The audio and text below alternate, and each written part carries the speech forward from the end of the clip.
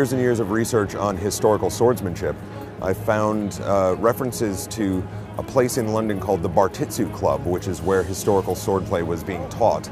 So I went in search of the Bartitsu Club, and lo and behold, I found that Bartitsu was a real and genuine thing.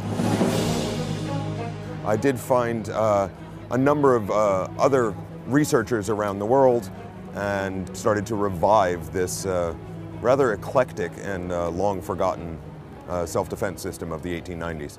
It is largely forgotten by the time of the First World War, and then goes into complete obscurity except for that small reference in the Arthur Conan Doyle novel of Sherlock Holmes in The Adventure of the Empty House, where he uses the word Bartitsu. In the late 1880s, Conan Doyle is really getting very, very tired of writing about Sherlock Holmes. He decides to kill him off in The Adventure of the Final Problem, where Holmes famously encounters Moriarty on the Reichenbach Falls. They wrestle and they go over to their death. Done, Holmes is gone, Conan Doyle's happy. Except there's this public clamor, bring him back from the dead, we want more. Eventually, he writes The Adventure of the Empty House, wherein Holmes returns from the dead, and he survived the encounter because of his knowledge of what Conan Doyle referred to as Bartitsu. He was actually referring to Bartitsu, about which Conan Doyle seemed to have known absolutely nothing. It was more of a, shall we say, a philosophy of combat, a principle of how to defend yourself in every situation, regardless of what's to hand. Obviously, you had your fists, you had your feet in a form of French savate, foot fighting style. You had traditional European wrestling systems, but added to that, you had since it was a system for gentlemen, we would have the standard accessories that a gentleman would carry: a walking stick, cane, umbrella. For ladies, a parasol, fan. Could also add I don't know, defense with top hat, opera cape, snuff box, handkerchief.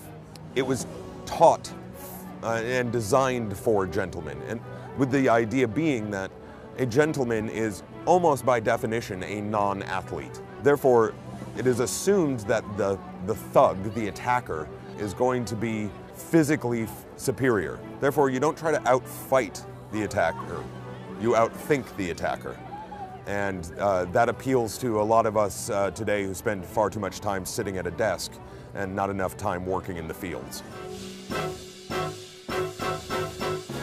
With the emergence of the internet, there has been a worldwide revival in historical combat in general, and now people say, I want to know how to do that. This was something completely new for me. Learning how to defend ourselves in several different situations using any manner of whatever we have on hand, whether it's fisticuffs, or if you've got an umbrella, or a parasol, or a handkerchief, or a pair of gloves, or a sassy hat. It's defense with anything. It's not prepared fighting, it's not staged fighting.